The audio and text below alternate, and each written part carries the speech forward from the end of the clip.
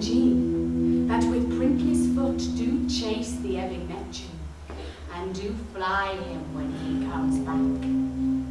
You demi-puppets, that by the moonshine do the green sour ringlets make, whereof the yew not bites, and you, whose pastime it is to make midnight mushrooms that rejoice to hear the solemn curfew. Weak masters though ye be, I have bedimmed the noontide sun, called forth the mutinous winds, and twixt the green sea and the azured vault, set roaring war. To the dread rattling thunder have I given fire, and rifted Jove's stout oak in his own bolt. The strong-based promontory have I made shake, and by the spurs clapped up the pine and cedar. Braves, at my command, have waked their sleepers, and let them forth by my so potent art.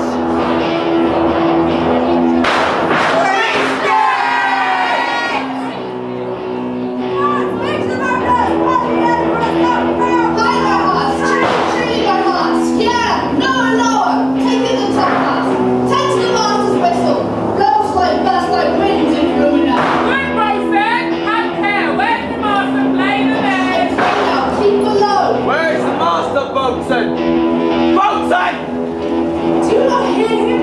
You are our labour. Keep to your hands. Nay, good, be patient. Hence curses brought in the name of king. To carry in silence, trouble us not. Good, yes, do thou hast a war. That I will not go myself. You are a counsellor. Command these laws to silence. And give peace to the present. I'll hand a rope war. Use your authority. If you cannot, make yourself ready in your cabins for the mischance of the hour in so hap. Change your hearts, act on when I say. I have great love for this fellow. He has to drive the bark upon him. His complexion is perfect gallows. South has been made his height, may the rope of his destiny be our king for a rope doth little advance. And he not born to be hanging up. Down with the topmast. Take in the topsail. Yeah, lower, lower. Leave upon this howling there, lull from the weather or our office. Yet again, what do you hear? Have you massacre? To your own sake? Your pucks on your throat, you warning blasphemous, incorrigible dog! Oh, run you then. Hang you awesome, insolent noisemaker! We are less afraid to be drowned now, I'll warrant him a drowning in the ship when I stronger than a nutshell and leave his head stacked wench. Clear off. Hold, hold.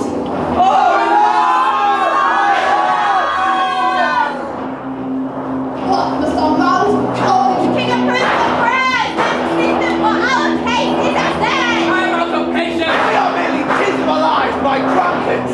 This white short rascal down Manchester like charming and watching them take time! Now we have jets, every drop of water, swear against it, gave a wisdom collective.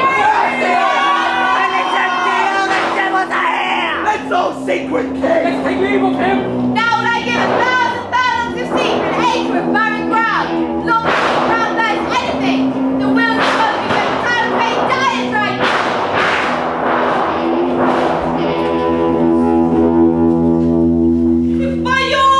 My dearest father, you have put the wild waters in this room. Allay them. The sky, it seems, would pour down stinking pitch, but at the sea, mounting to the welkin street, dashes the fire out. Oh, I have suffered with those that I saw suffer.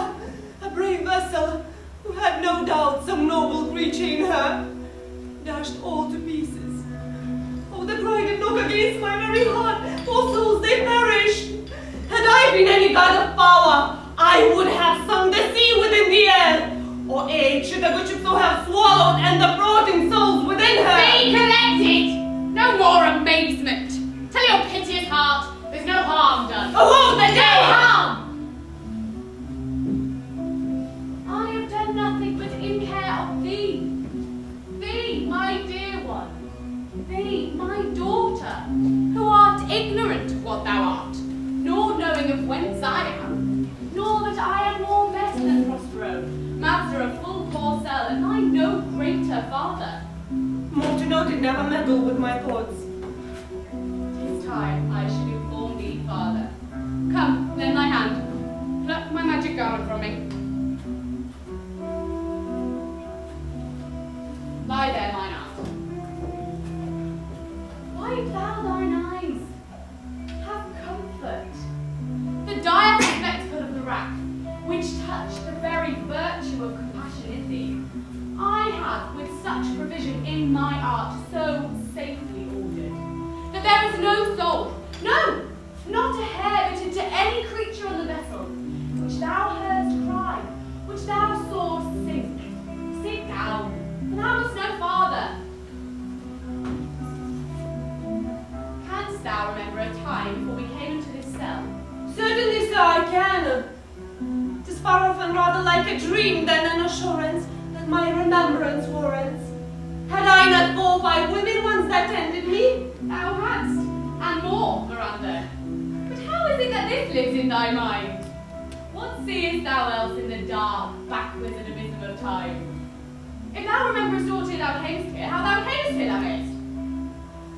But that I do not. 12 years since, Miranda. 12 years since.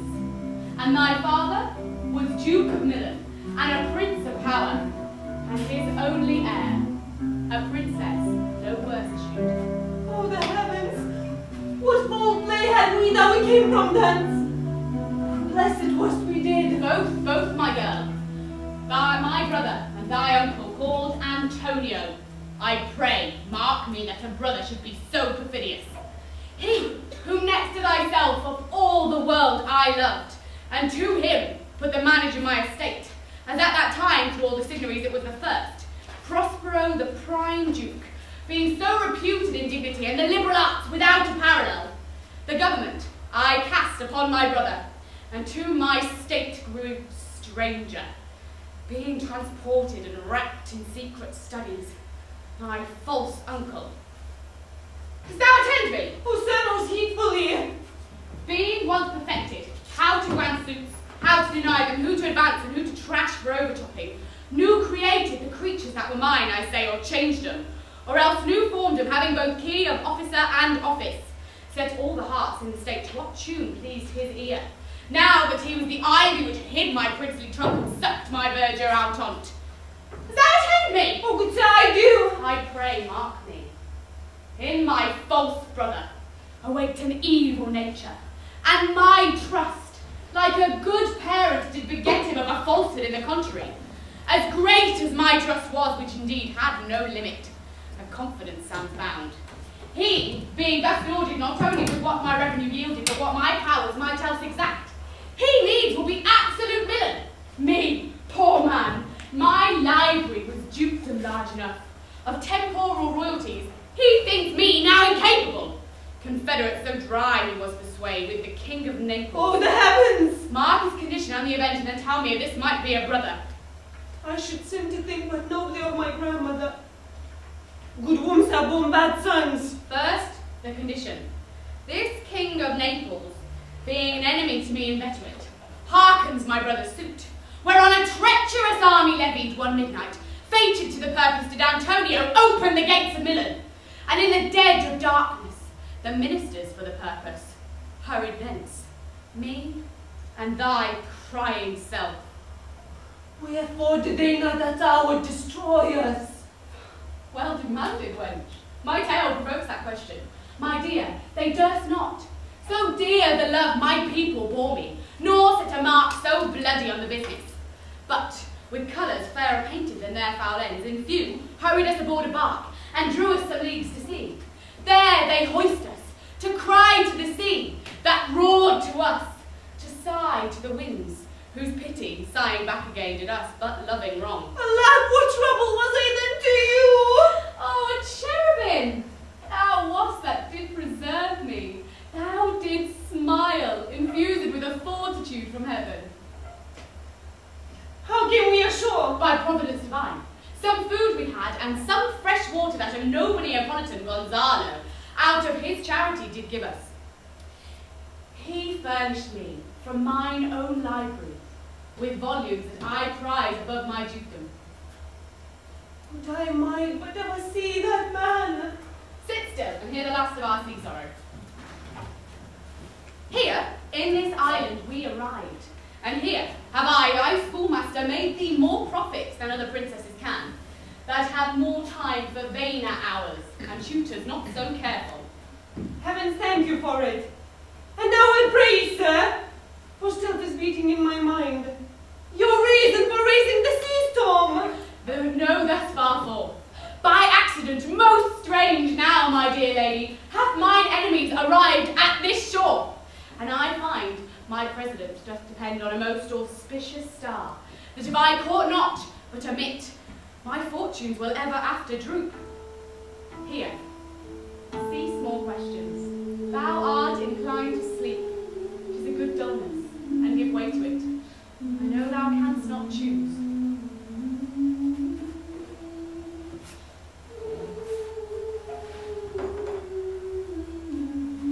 Come, I am ready now. Approach, my Ariel, come! All hail, great master!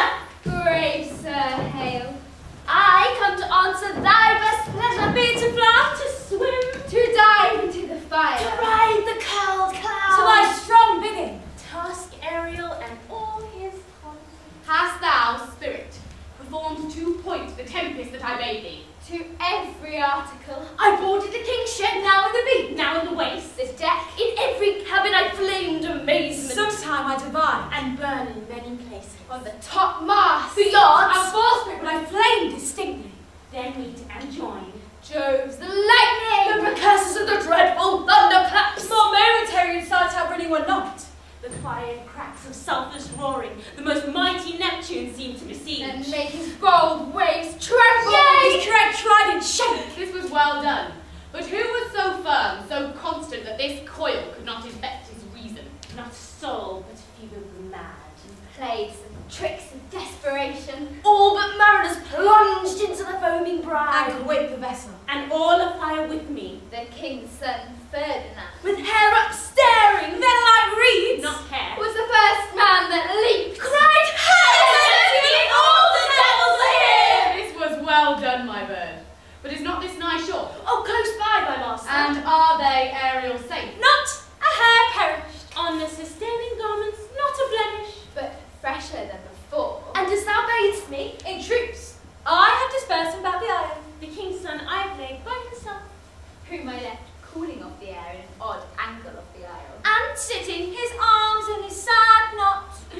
Of the king's ship, the mariners, tell me thou, how is thou disposed, and all the rest of the fleet? Safely harbours the king's ship. In a deep nook, where once thou callest me to fetch dew from the still wet bermudas. There she's here to the mariners, all in the hatches stowed. Who? With a charm, joined their suffered labour, I have left asleep, and for the rest of the fleet, Who I disperse. they all have met again. And upon the Mediterranean float bound sadly home for Naples. supposing they saw the king's ship wrecked. And his great person perish. This was well done, my bird. But there is more work. What is the time of the day? 'Tis past mid-season. At least 2 glasses. The time twixt 6 and now must by us both be spent most preciously. Is there more toil? Since thou dost give me pain. Let me remember thee what thou hast promised. Which thou hast not yet performed me. And now, Moody, what is thou canst demand? My liberty! Before the time be out, no more. Prithee, Let me remember thee, I've done thee worthy service. Told thee no lies, made thee no mistaking. served without grudge or grumbling. Thou hast promised to bake me a full year. Dost thou forget from what torment I did free thee? No. Thou dost, and think it right to tread the ooze of the salt deep, to run upon the sharp winds of the north, to do me business in the veins of the earth when it is baked in frost. Oh, I do not, sir. Thou liest, malignant thing! Hast thou forgot the foul witch Sycorax, who, with age and envy, was grown into a hoop? Hast thou forgot her? No, sir. Thou hast. Where was she born? Huh? Speak, tell me. Son Argia. Oh, was she so? I must once in a month recount what thou hast been, which thou forgett'st. This damned witch Sycorax, for mischiefs manifold and sorceries too terrible to enter human hearing, from Argia thou knowest was banished. For one thing she did, they would not take her life. Is this not true? Aye, sir.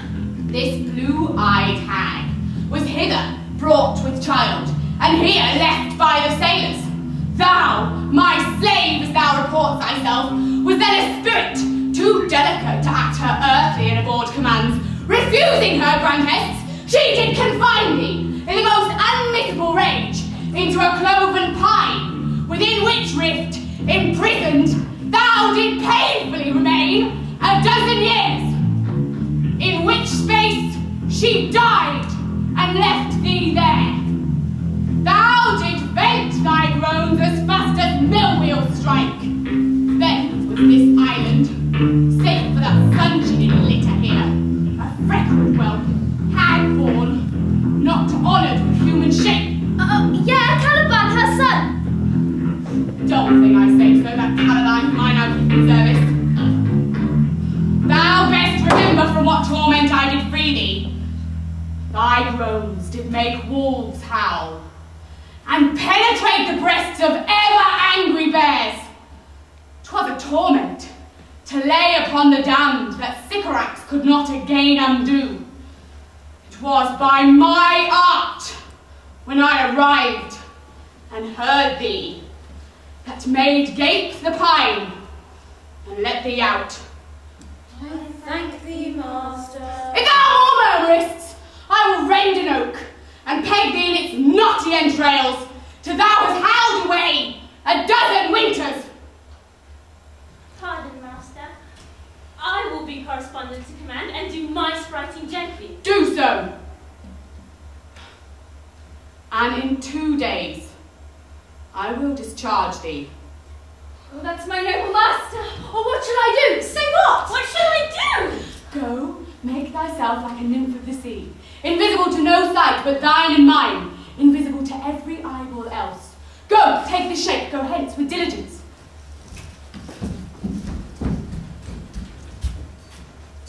Awake, mine heart, awake. Thou hast slept well. Awake. The strangeness of your story put heaviness in me. Shake it off, come on.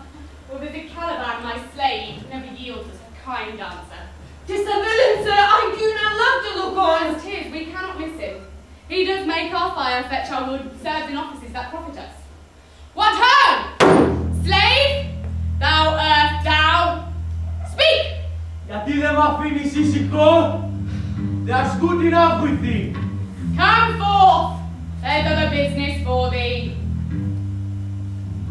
My delicate Ariel, fine apparition, hearken my